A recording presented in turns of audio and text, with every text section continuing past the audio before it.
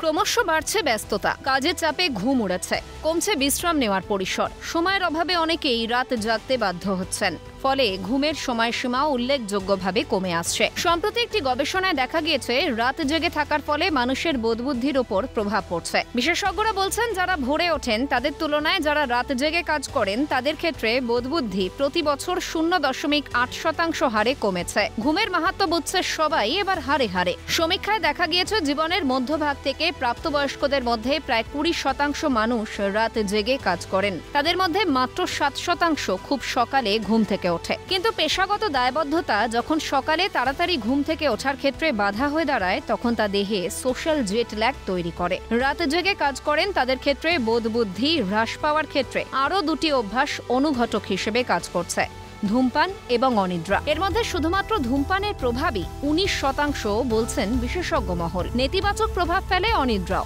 বাড়ে অ্যালজাইমার্সে আক্রান্ত হওয়ার ঝুঁকিও।